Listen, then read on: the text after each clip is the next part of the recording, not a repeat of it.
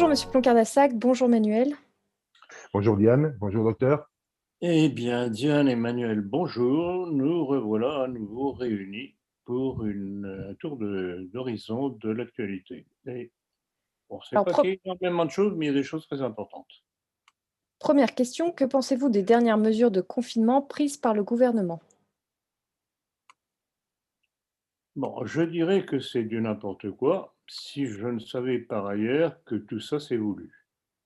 C'est à nouveau toujours la même tactique, casser les Français, leur faire peur, leur faire les habituer à obéir au gouvernement.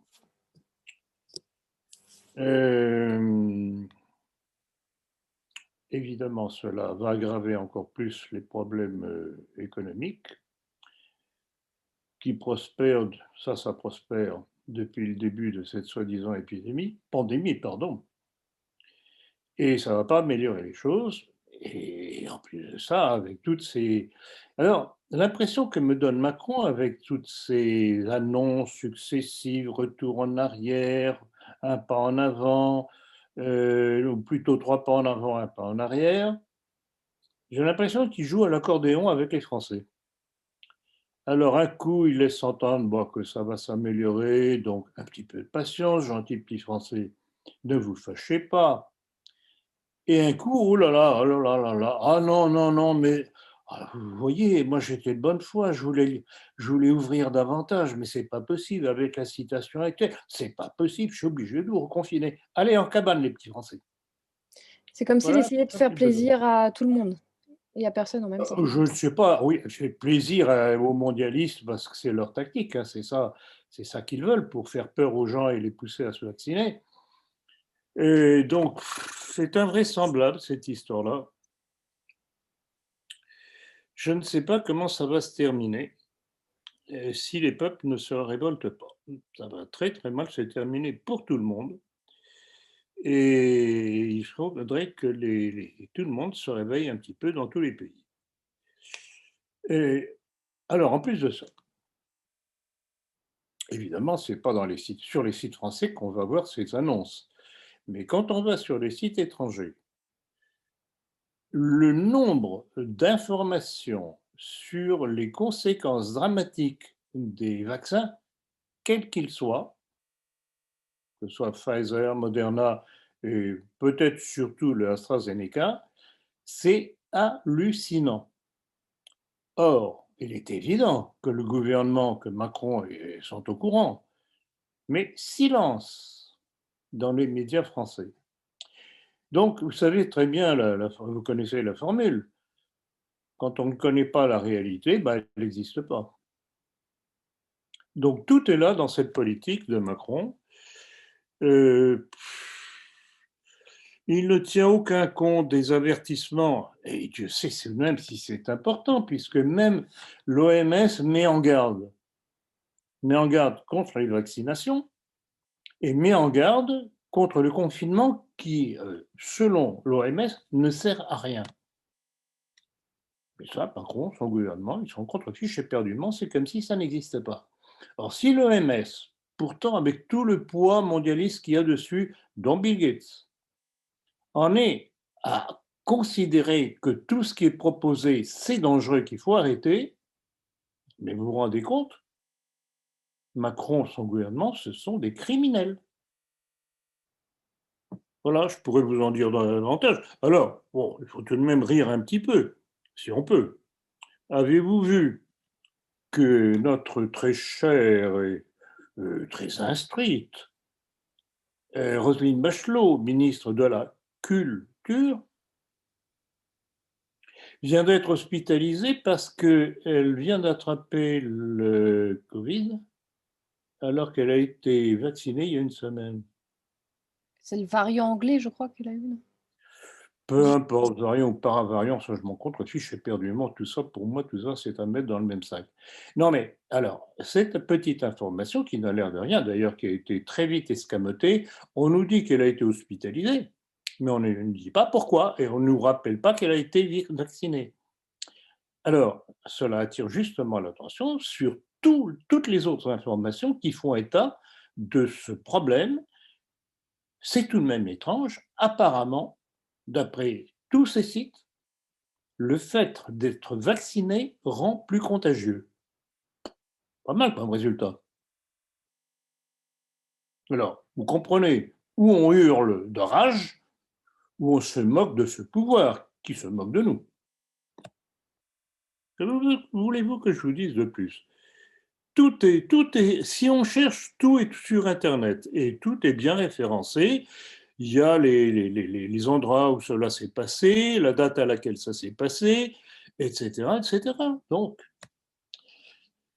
moi, ce qui me rend le plus furieux, c'est de voir la passivité des Français. On a beau, je ne suis pas le seul d'ailleurs, à marteler que le pouvoir nous ment, nous ment, nous ment, nous ment, à la fois dans un dessein politique mondialiste et à la fois parce qu'il y a de l'argent en cause. Parce que vous n'allez pas me dire que tous ces pouvoirs qui incitent à se faire vacciner, qui commandent des millions de doses, il n'y a pas des petites rétrocommissions derrière. Et je ne sais pas si vous avez vu que Netanyahou en Israël commençait à dire « Ah oui, mais vous comprenez, peut-être qu'une dose, une deuxième dose, ça ne va pas être suffisant et peut-être que tous les 6 mois, il va falloir faire un rappel. » Donc, de nouveau, petite picouse.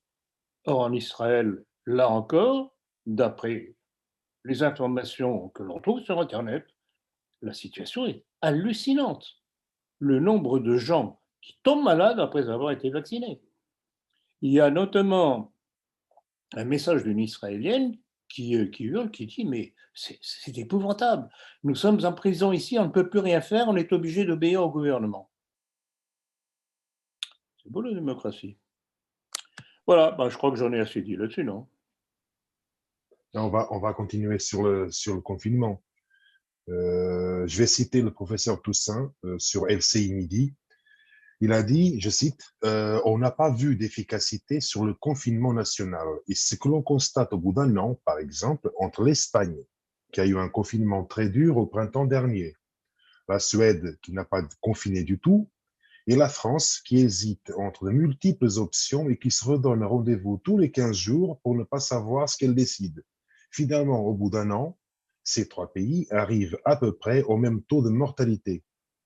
Est-ce que vous souhaitez commenter sa déclaration? Emmanuel, cela rejoint ce que je viens de dire lors de la question précédente, c'est que justement, et c'est là-dessus qu'attire l'attention l'OMS, c'est que le confinement ne sert à rien. Et C'est même dangereux. que le vaccin ne sert à rien. Le nombre de gens que j'entends, et notamment par la famille de mon épouse, en Belgique, ils sont absolument innobilés. Ils veulent tous se faire vacciner le plus vite possible parce qu'ils croient qu'ils vont retrouver une vie normale. Mais ils ne vont pas retrouver une vie normale. Le vaccin ne protège pas contre la contamination, point. De toute façon, c'est ce qu'on nous veut faire croire, c'est que ceux qui ne se vaccinent pas sont dangereux. Alors, Oui, alors ça, il y a c'est une le chantage. question, il y a une question qui se pose. Si ceux qui ne sont pas vaccinés sont dangereux pour ceux qui ont reçu le vaccin, à quoi sert le dit vaccin? Mais évidemment, Ne sert évidemment. pas à C'est grand-chose. ce que je disais dans ma réponse précédente, Oui. c'est exactement ça. Et c'est hallucinant. Et alors, en plus de ça, il y a des gens qui viennent vous dire: Ah, vous ne voulez pas vous faire vacciner? Eh ben, c'est pas gentil, vous n'êtes pas charitable avec les autres. Encore chantage affectif. Et énorme égoïsme personnel. Ils ne pensent pas au reste des calamités que tout cela engendre, dont la crise économique, financière, qui va mettre à plat, à genoux, tous les peuples qui continuent à suivre cette politique. Et c'est bien ça, justement, qui est recherché. Les mettre à plat ventre, à plat, de façon qu'ils soient obligés, parce qu'on va encore leur promettre la Lune, que si on crée le gouvernement mondial, ben, tout ira mieux. Cela vous rappelle pas un petit peu les promesses que l'on faisait au moment du vote sur le référendum de Maastricht? Que si l'on votait le référendum de Maastricht, évidemment, ce serait le plein emploi. Le plein emploi, vous l'avez vu? Nulle part. Encore aujourd'hui, on l'attend.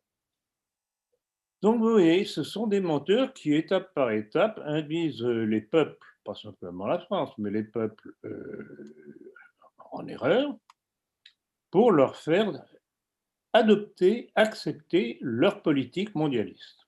Ça, c'est ça qui est de sous-jacent, et tant qu'on ne le comprend pas, on ne peut pas réagir. Alors, certaines personnes s'opposent à cette dictature sanitaire imposée par le gouvernement, notamment Yvan Rioufol, qui dernièrement sur CNews a réagi en disant, je cite, «J'ai l'impression que vous acceptez tout aujourd'hui de la part du gouvernement et singulièrement le ton comminatoire de Véran vis-à-vis de ceux qui ne veulent pas se faire vacciner.» Fermez les guillemets. Et il posait la question suivante, il y a encore une liberté de ne pas vouloir se faire vacciner? Oui, bon, alors, il est évident, il a tout à fait raison. Et j'avoue que cela fait plaisir de voir que cela vient du rédacteur en chef du Figaro, qui n'est tout de même pas un foudre de guerre dans le politiquement incorrect, et qui met bien les points sur les i, et je dirais les points sur la gueule du gouvernement et de Macron. Mais autre chose grave et importante, c'est que les instances européennes viennent de décider du passeport vert sanitaire. Donc, si vous voulez circuler, eh bien, vous devez vous faire vacciner, vous aurez votre petit pass. Alors, cela nous amène à l'interruption de la vaccination avec le vaccin anglo-suédois AstraZeneca et surtout au vent debout médiatique contre cette décision. Pourquoi, selon vous, est-ce que Macron a-t-il fini par suivre la décision prise par la plupart des pays européens de suspendre la vaccination, surtout avec ce vaccin? Tout à fait. Ben, d'abord, il y a eu quelques pays qui ont commencé, notamment les pays scandinaves, l'Islande. Et puis, au fur et à mesure que la casse a périssé dans d'autres pays, les autres pays européens ont suivi.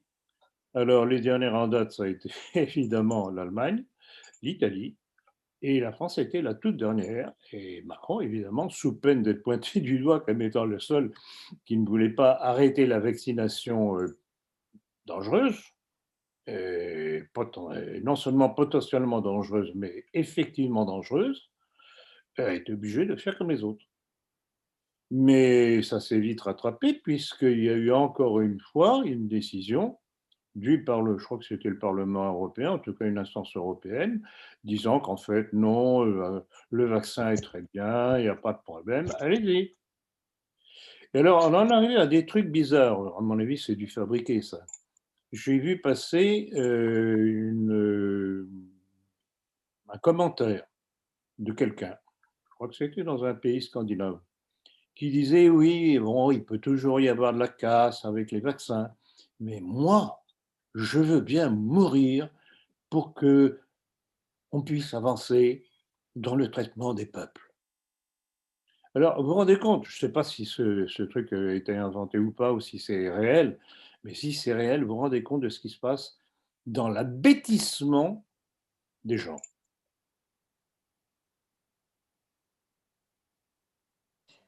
Alors, la chancelière allemande Angela Merkel vient de demander pardon aux Allemands pour sa décision de reconfinement total et de suppression des offices religieux à Pâques. Pouvez-vous revenir sur ce qui a provoqué son revirement?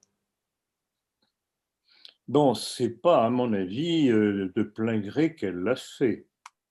C'est parce qu'en Allemagne, contrairement à ce qui se passe en France, les Allemands réagissent. Le laboratoire Moderna a débuté un essai clinique pour tester la sécurité et la réactivité de son vaccin anti-Covid sur les enfants. Est-ce que vous avez vu passer cette info et souhaitez-vous faire un commentaire?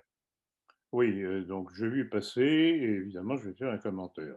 Bon, premièrement, c'est risible. Comment se fait-il depuis le temps qu'on nous bombarde avec le vaccin Moderna et autres, qu'il n'ait pas fait ce genre de test? Et pourquoi simplement pour les enfants, pas pour les adultes? En fait, qu'est-ce que ça veut dire? Ça veut dire que leurs vaccins sont des vaccins expérimentaux et que tous ceux qui se laissent faire la picouse sont des cobayes. Alors, C'est je me aussi permets de simple citer. que ça. Alors, Cobaye. c'est un article qui est paru sur le site Futura Science. Bon, je vais citer une petite phrase. L'essai appelé KidCov espère rassembler 6 750 participants âgés de 6 mois à 12 ans aux États-Unis et au Canada. Donc, le but, Participant de 6 mois, non, ils veulent rire ou quoi? oui, On me demande. Quand même. euh, alors je ne comprends pas quels parents normalement constitués vont permettre qu'un géant pharmaceutique fasse des essais sur leur bébé. Mais bon, Vous on avez peut tout à s'attendre fait à tout. raison, Manuel, mais Je ne rappelez-vous, comprends pas. aux États-Unis, entre autres, il y a des parents qui sont prêts à pousser leurs enfants à changer de sexe.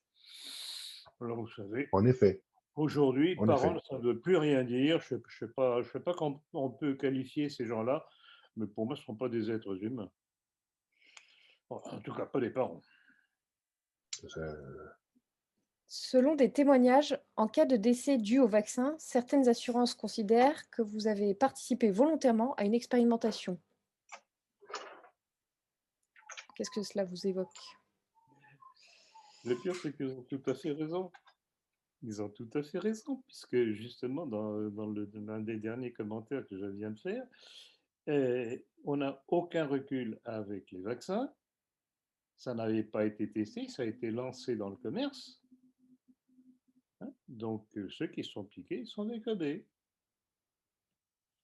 Mais non, mais c'est hallucinant. Il y a un cynisme dans tout ça qui est non seulement hallucinant, mais révoltant. Et alors, il y a une chose aussi qu'il faut, je crois, rappeler. Je ne sais pas si on en avait déjà parlé, mais je crois l'avais signalé dans la politique, dans notre lettre d'information. Vous savez, vous ne savez pas, que les fabricants de vaccins demandent à être exonérés de poursuites si jamais leur vaccin posait des problèmes.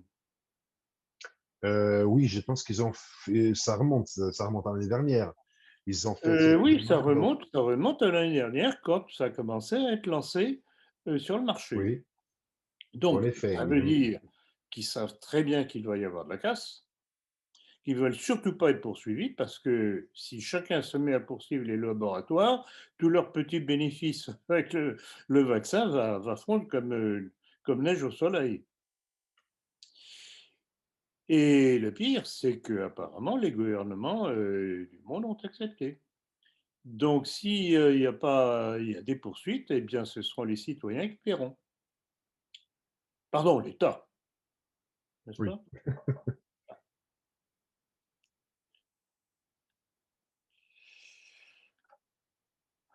C'est Alors, vraiment- vous qui suivez Radio Classique, bon, qu'on devrait appeler Radio Shalom, avez-vous entendu aux informations de 8 heures que le Louvre, après votre musée, allait supprimer les chiffres romains inscrits sur les légendes des tableaux, statues et autres par les chiffres arabes, sous prétexte que le public ne sait plus les lire? J'ai vu.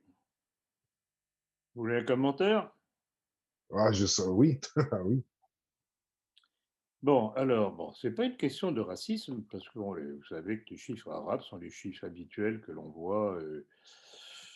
Bon. Mais ce qui attire l'attention par cette décision des musées, parce que le Louvre n'est pas le seul musée en France, c'est que cela démontre l'inculturation des Français d'aujourd'hui. Et on retombe encore une fois dans la sous-qualité de l'enseignement de la République, l'école et même l'université. Vous savez qu'au point de vue éducation, nous sommes dans les bas-fonds du classement, dépassés par d'autres pays nettement moins riches que nous. Enfin, si on est encore riche, j'en sais rien. Donc voilà, c'est un problème d'inculturation. Si les Français ne savent plus lire les chiffres romains, on est obligé de tout effacer pour que les pauvres petits chéris puissent lire quand même et s'instruire un petit peu en disant ah oui, ah c'est le tableau de un tel et ça représente ça. Ah, très bien. Non mais il faut rendre compte de ce que cela représente au point de vue décadence.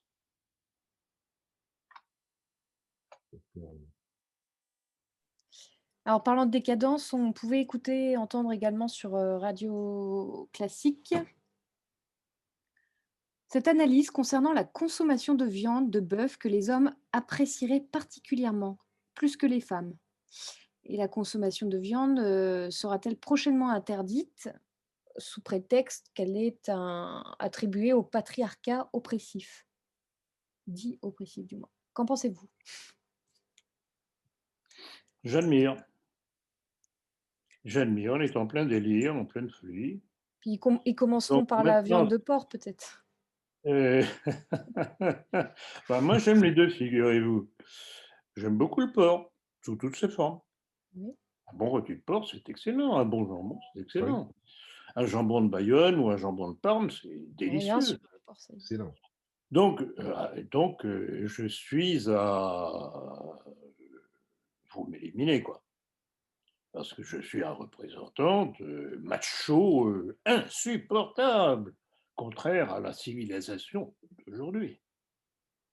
Non, mais c'est absolument invraisemblable parce que maintenant, le terme homme, qui sous-entend encore un petit peu le terme de virilité, est en train de devenir aussi insultant que fascisme, nazi, raciste, antisémite.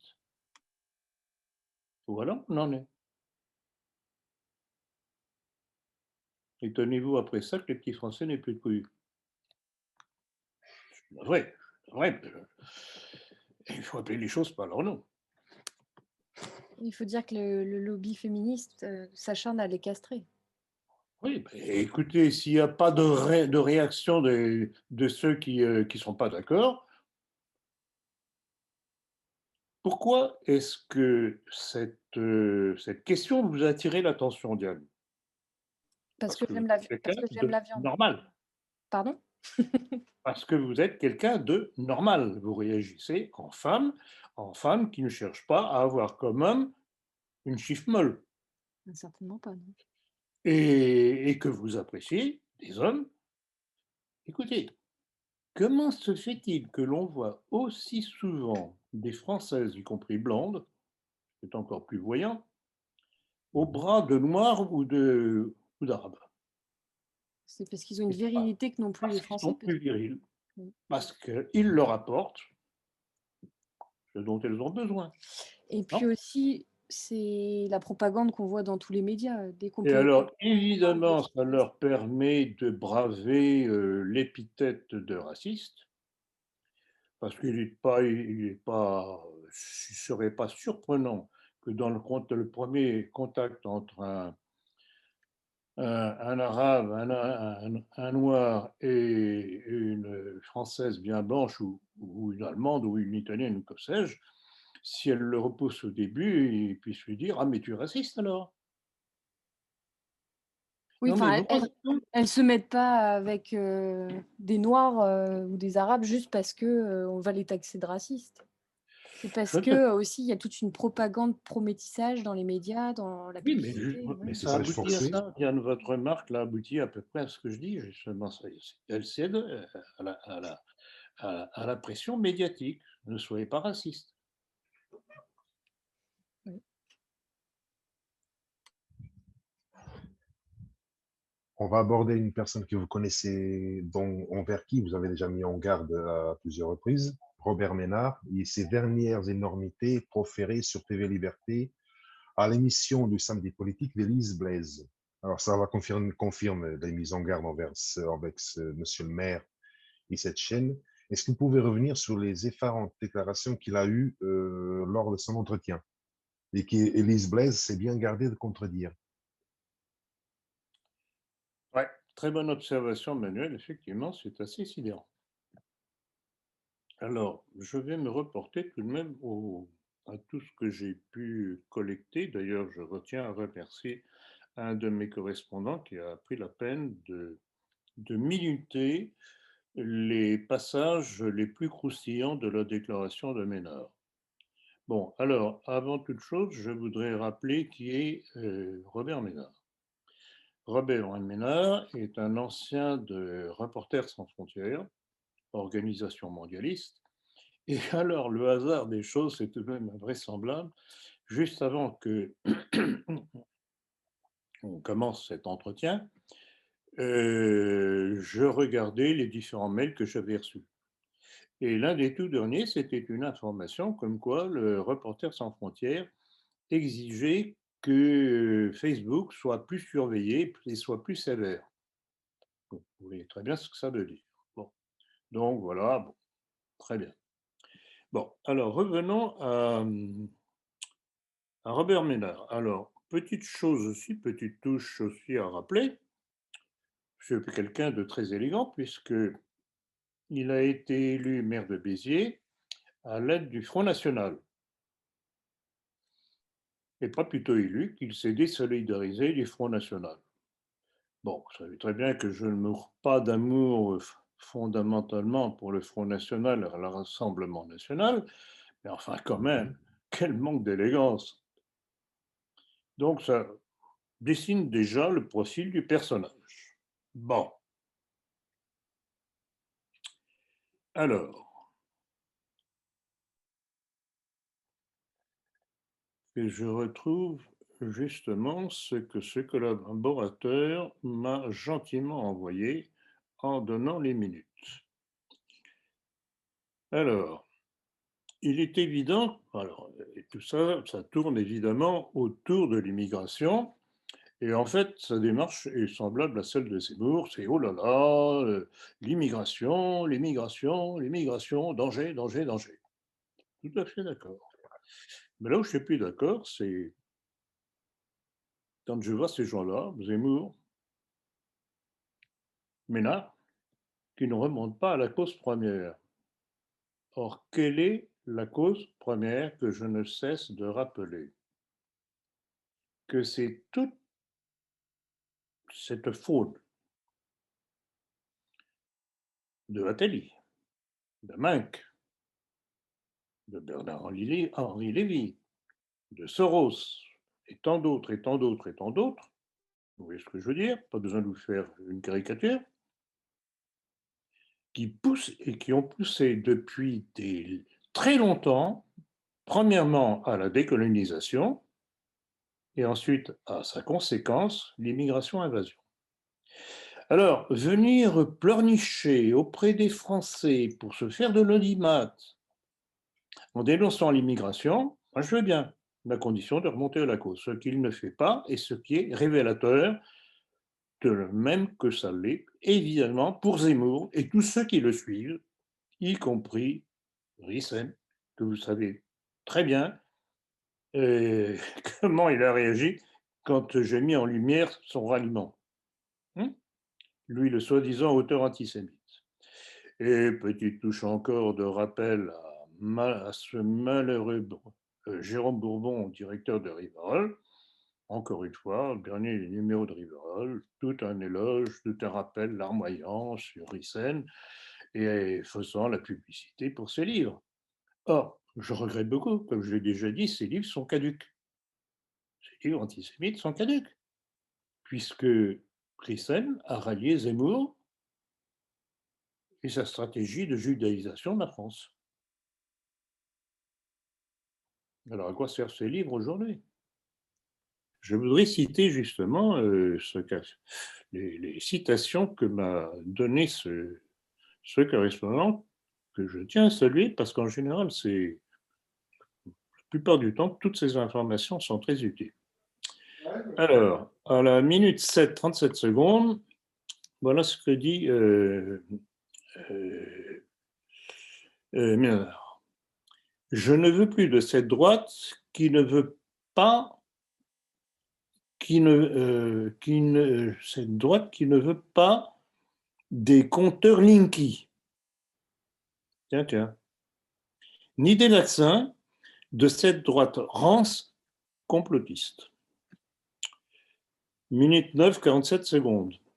Il est scandalisé que dans le corps médical, on refuse de se faire vacciner. Minute 17, 45 secondes. J'en ai marre de perdre. Sans doute pour ça qu'il se rallie au pouvoir et à Zemmour. Minute 36, 30 secondes. On n'a pas assez d'Éric Zemmour, qu'il voit comme libérateur de la parole, donc favorable à la judaïsation de la France. Minute 42, 15 secondes. Je n'hésiterai pas à voter Macron, tiens, contre Mélenchon.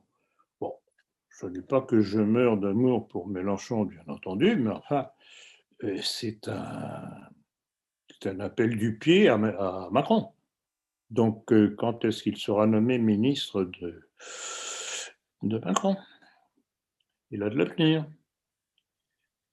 Et alors, je dois dire que toutes ces informations, et ce correspondant me l'a rappelé encore, c'est que on sait depuis longtemps qu'on on estime que c'est un agent de la CIA. Et donc, par voie de conséquence, c'est évidemment un agent macronien.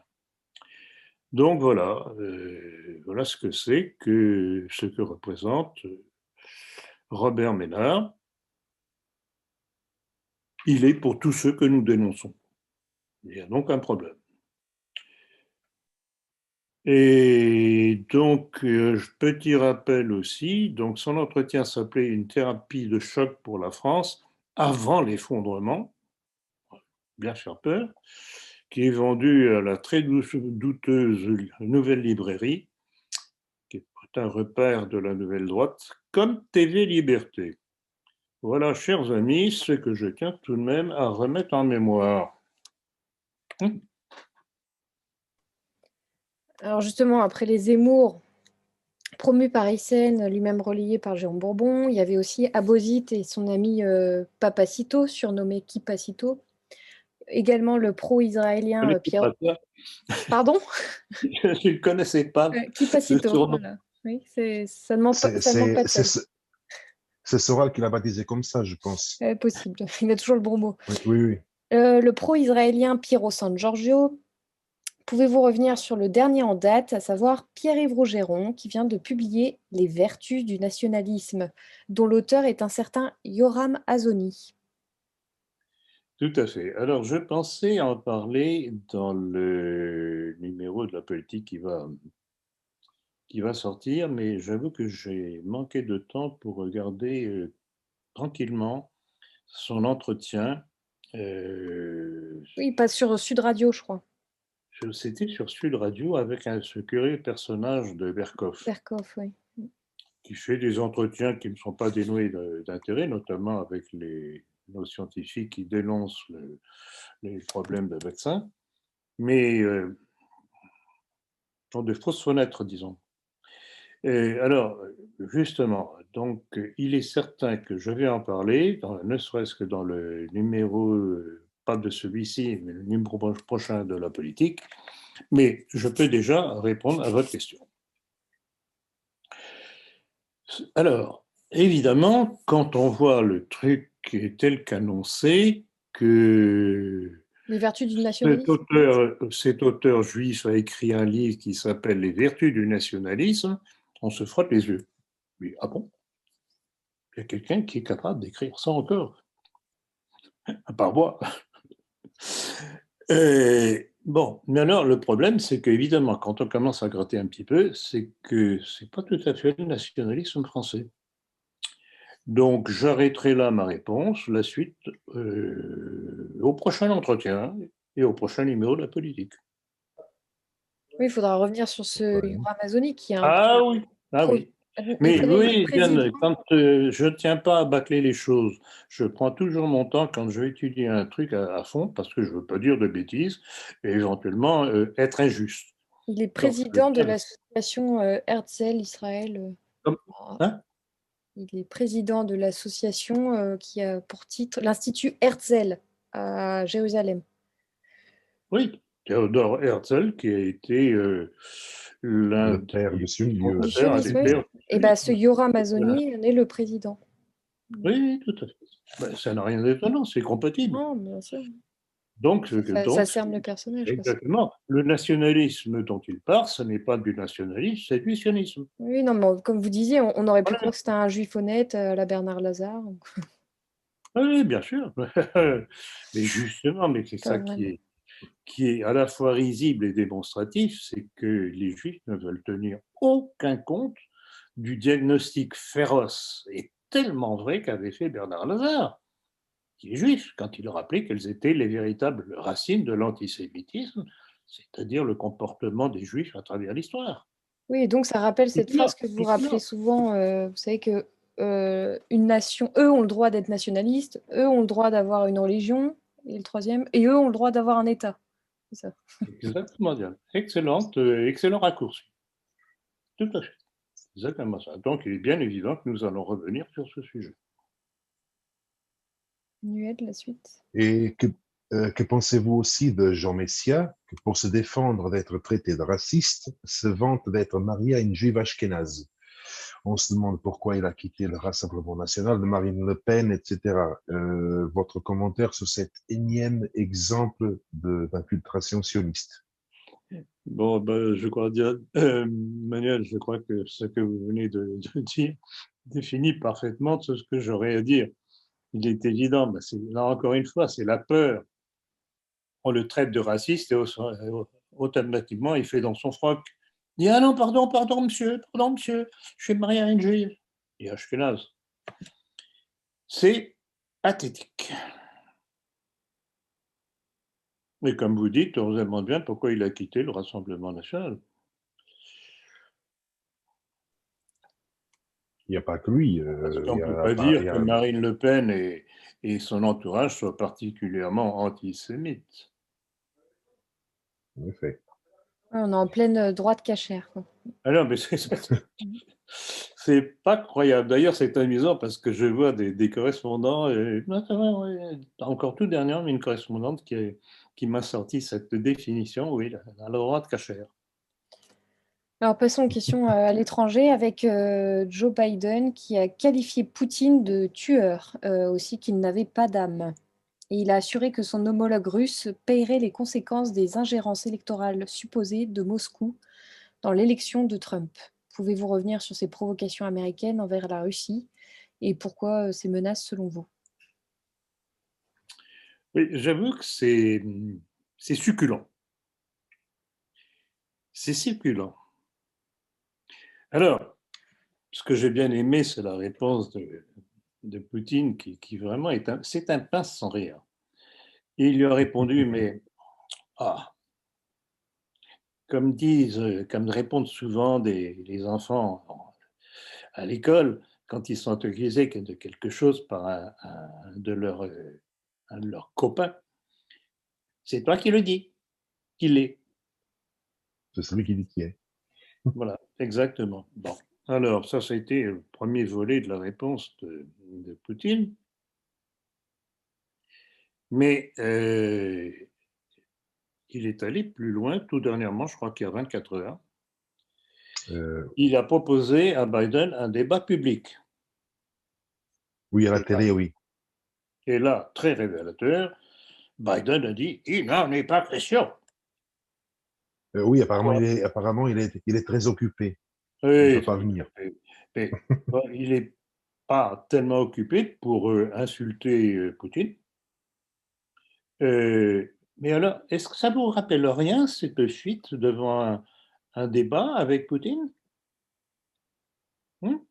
Tiens, Manuel, ça vous rappelle rien, ça? La fuite devant, attendez, je réfléchis. Un Sarkozy, non? Sarkozy, je crois, ici, non? Est-ce que Ça, je ça, n'ai pas, à plusieurs reprises, invité à un débat public un certain nombre d'individus de nos soi-disant milieux? oui, certes, Mhm. oui. Plusieurs qui n'ont jamais On a répondu, oui. commencé avec Beckett, Anthony, Hillard, j'en oublie certainement au passage, Alessin aussi. Et à chaque fois, pas de réponse. Et je n'étais pas le seul à le demander. Des correspondants qui me disaient pourquoi vous ne dialoguez pas avec un tel et un tel? Et je leur répondais mais moi, je ne demande pas mieux, simplement, ils ne veulent pas. Eh bien, écoutez, puisque vous souhaitez un débat, vous leur demandez et vous leur posez la question pourquoi ils ne veulent pas. Pas de réponse. Alors, vous comprenez, il y a tout de même une chose qui est révélatrice derrière tout ça.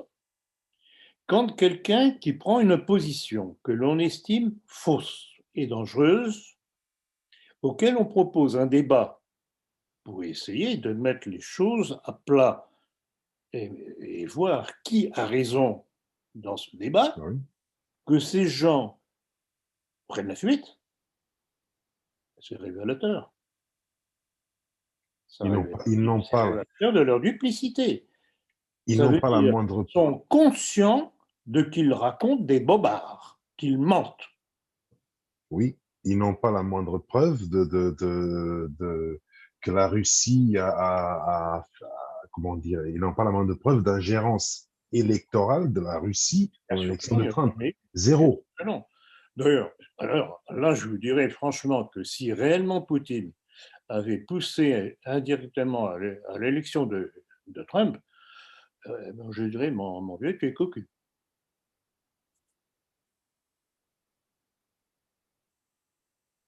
Je ne peux pas dire que Trump ait été d'une correction particulière. Il a poussé tant qu'il a pu à la guerre en Syrie et pour les beaux yeux d'Israël, parce qu'à plat ventre devant Israël, bien entendu. Il ne faut tout de même pas oublier qu'auprès de lui, il a un certain Jared Kushner comme beau-fils, hein, et qu'il a tout fait pour envenimer les choses en Syrie. Donc, cette histoire de Poutine poussant à l'élection de Trump, ça ne tient pas la route.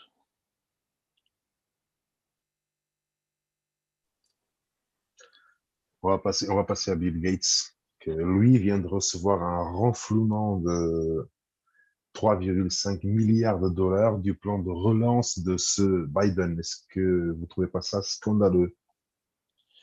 Eh bien, ça fera un peu plus d'argent pour les plus riches et un peu moins d'argent pour les plus pauvres. C'est ça la démocratie, c'est ça la plutocratie. Hein, très révélateur là encore. Non, mais effectivement, c'est absolument scandaleux. Le pape François s'inquiète d'une possible élection de Marine Le Pen. Quelle est votre réaction? J'ai vu, hélas, ma réaction la plus polie, c'est de quoi je me mêle. Mais alors, le plus beau, et là encore, le hasard fait bien les choses, si on peut dire, c'est que peu de temps avant qu'on commence cet entretien, j'avais vu une autre information que je vais vous livrer. C'est une information qui a été publiée par un site qui s'appelle LifeSite,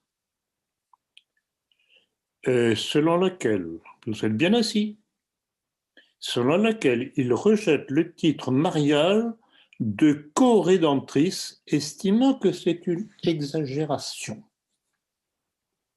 Pas joli, ça? Bah, il est plus catholique quand même. Enfin, je sais pas. Bah, il me semble que je ne me trompe, que c'est Pie XI qui a rendu le culte marial article de foi. Donc, qu'est-ce que c'est que ce pape qui dément ses prédécesseurs? Bon, rassurez-vous, ça ne va pas faire de moi un CD vacantiste, mais très charitablement, j'attends sa disparition. Et épouvantable. Cet homme est l'homme du mondialisme et du mondialisme sioniste anti-chrétien. Voilà où on en est arrivé. J'ai fait de la politique. Voilà ce qui découle Oui. de toute cette école moderniste qui a commencé avec Lamennais et compagnie, Max Ranier et compagnie, qui a culminé avec Vatican II, eh bien, nous vivons les conséquences. Et quand, vous, je crois, Diane, qui aviez rappelé dernièrement un texte maçonnique disant qu'ils attendaient un pape à leur image ou selon leurs besoins, ben voilà, nous y sommes. Le voilà. Oui, c'était les Carbonari dans Le une. voilà, coucou, le voilà. Bah, son élection a été saluée par, je pense, J'ai bien 90% compris. des obédiences maçonniques. Rappelez-vous ce que j'ai dit au moment de la démission de Benoît XVI. Bon, c'était pas un pape traditionnaliste, Benoît XVI, mais enfin, bien que de formation moderniste, il essayait de remettre un petit peu d'ordre dans l'Église et Dieu sait si on en a besoin. Eh bien, ils l'ont forcé à démissionner. Et vous vous rappelez ce que je donnais comme explication. Comment se fait-il que, alors que justement Benoît XVI a essayé petite touche par petite touche de remettre de l'ordre, y compris en exigeant que ne se soient pas menés à la prêtrise des séminaristes qui montreraient des tendances homosexuelles.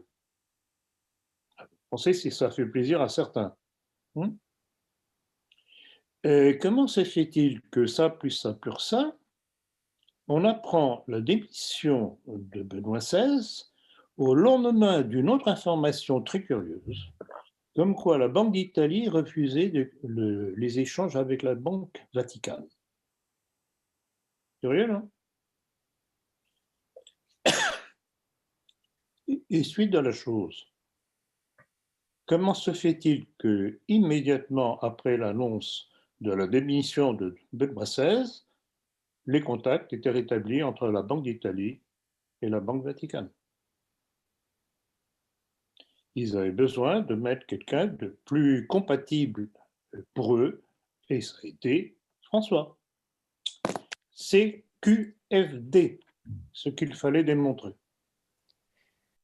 En réponse à des questions et des initiatives de certaines paroisses visant à donner une bénédiction en signe de bienvenue aux catholiques homosexuels, la Congrégation pour la doctrine de la foi a réagi. Est-ce que vous pouvez revenir sur ces initiatives et cette réponse de la Congrégation? Oui, justement, c'est très intéressant parce que ça complète un petit peu ce que l'on a dit tout à l'heure par rapport à François, y compris à propos de Benoît XVI. Il y a incontestablement une lutte sourde au Vatican entre le clan que l'on peut appeler conservateur, qui essaye de limiter les dégâts tant qu'il peut, et ce soi-disant pape. Bon. Alors, je voudrais citer justement le texte, ou à peu près un résumé de ce que disait la Congrégation pour la doctrine de la foi.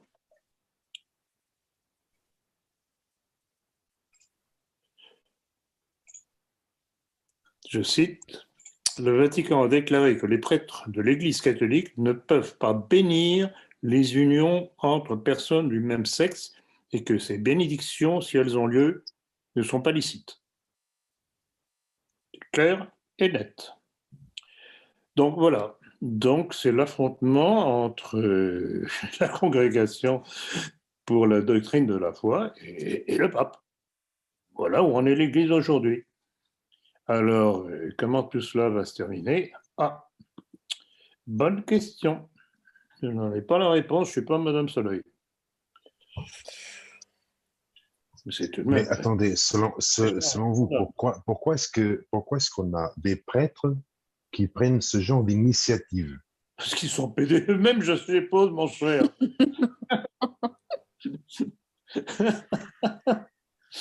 D'où le rappel que je faisais d'une des directives de Benoît XVI qui intimait que les séminaristes dont on décelait des tendances homosexuelles ne soient pas menés jusqu'à la prêtrise.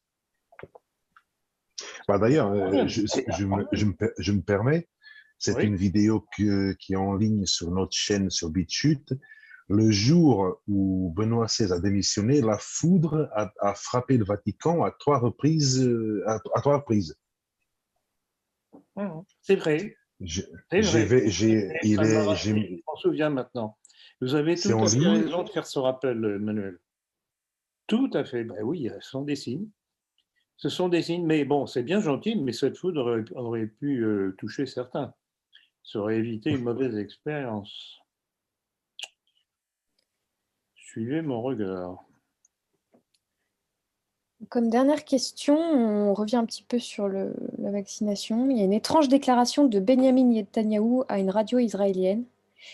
Il a dit « Il est important de dire que le vaccin est efficace pendant une période limitée. Pour le moment, nous donnons le passeport vert pendant 6 mois. Mais il peut être efficace pendant 1 an ou 2. » nous nous préparons au scénario pessimiste selon lequel il faudra renouveler les vaccins tous les 6 mois. Selon vous, est-ce que nous n'allons pas vers un business vaccinal? Oui, la Bon, réponse est déjà dans la alors, question. ça tombe bien et ça confirme ce que je disais tout à l'heure, plus ou moins au début de l'entretien, c'est qu'à mon avis, il y a un business entre Netanyahou et le laboratoire Pfizer de son coreligionnaire Albert Bourla. Alors, petite ironie tout de même de l'histoire. Vous savez ce que veut dire Bourla en portugais? Non, dites-nous. Escroquerie. Encore un Hein, dont le Manuel? nom Est-ce que je me trompe, Manuel? Pas du tout. encore un dont le nom C'est exact. était prédestiné. Vous qui C'est avez des exact. connaissances au Portugal. C'est exact. C'est exact. Ah ben c'est extraordinaire quand même. Ne trouvez pas que l'histoire a tout de même de ces ironies, de ces petits clins d'œil de moquerie. Voilà. Quand j'ai vu le nom du patron de Pfizer, je me suis dit, mais c'est pas vrai, c'est un gag ce truc-là. Et oui, quelque peu révélateur, non? En effet. Effectivement, les vaccins sont une escroquerie. Écoutez, je vais peut-être me répéter, mais ça vaut la peine, je crois. Des vaccins qui sont soi-disant vous mettre à l'abri de la contamination, et l'on constate jour après jour des exemples de gens qui ont été vaccinés et qui attrapent le Covid, il y a un petit problème là. Hein? Voilà, je laisse ça à l'appréciation de tout un chacun. Oui, c'est sans compter tous les effets secondaires. C'est tout de même assez extraordinaire. Vous vous vaccinez pour ne pas attraper le truc et vous l'attrapez. Allez-y les enfants, faites-vous vacciner mes chers petits Français et autres. Alors, si je peux me permettre une petite citation encore que j'ai trouvée sur le site Futura Science concernant le Covid-19. Bon, je vais citer. La quantité d'anticorps neutralisants développés par les patients après une infection au Covid-19 est terriblement variable au fil du temps et selon les personnes. Certains ne vont quasiment jamais en produire, tandis que d'autres voient leur réponse immunitaire se renforcer au fur et à mesure. C'est un futur casse-tête pour identifier qui aura besoin d'un rappel de vaccin.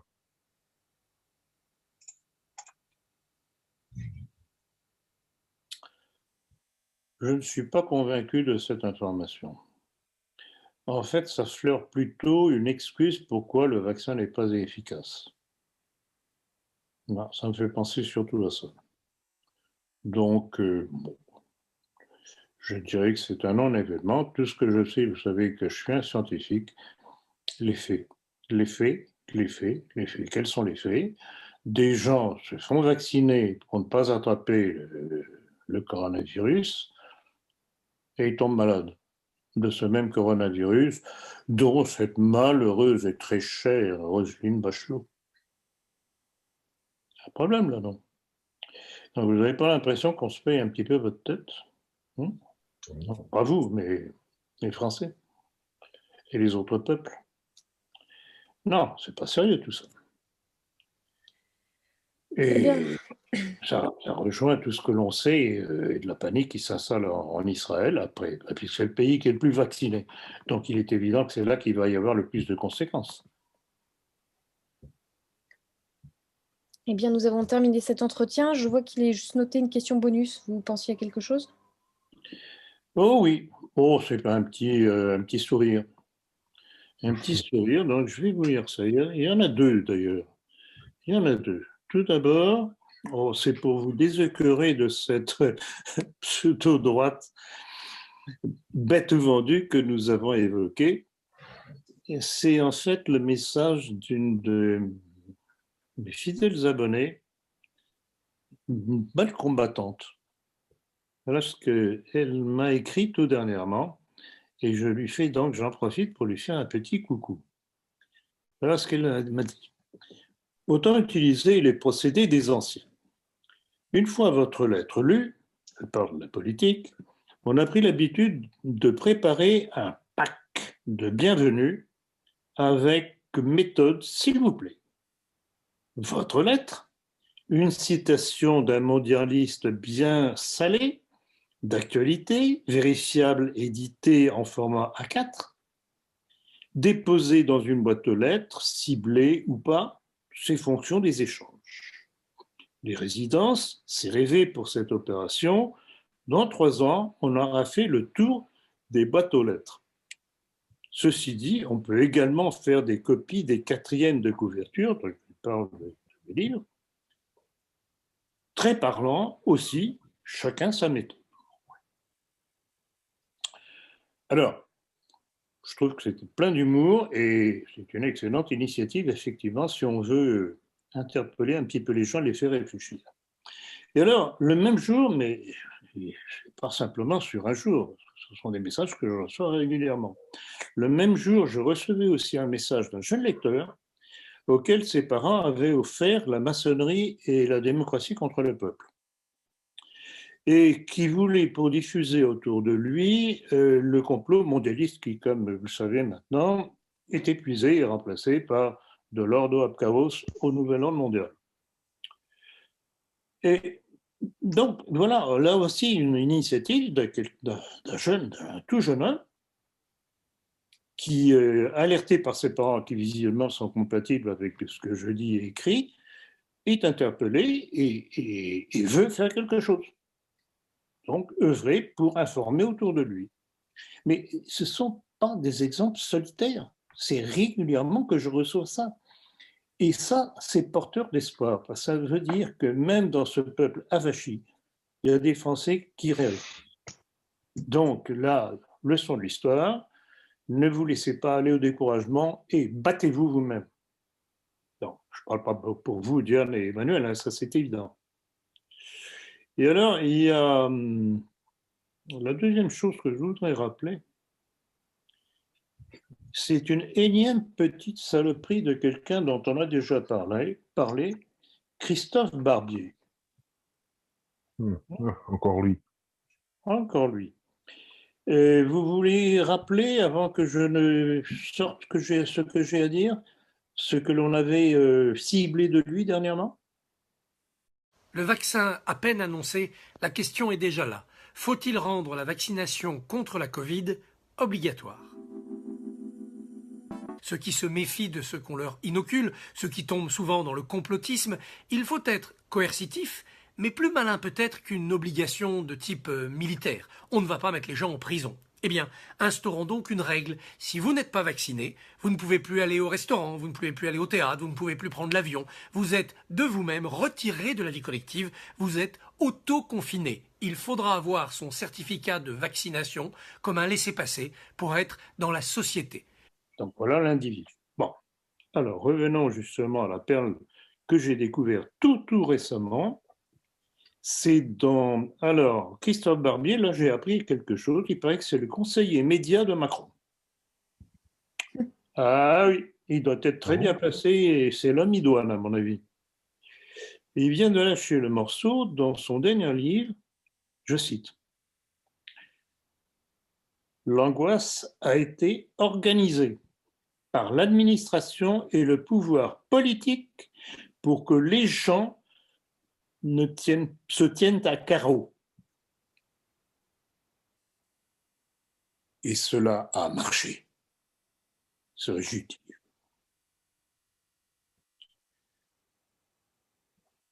Voilà.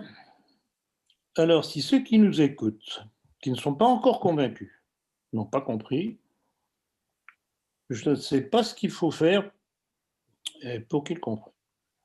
Voilà. Donc, sur cette très belle citation, très démocratique,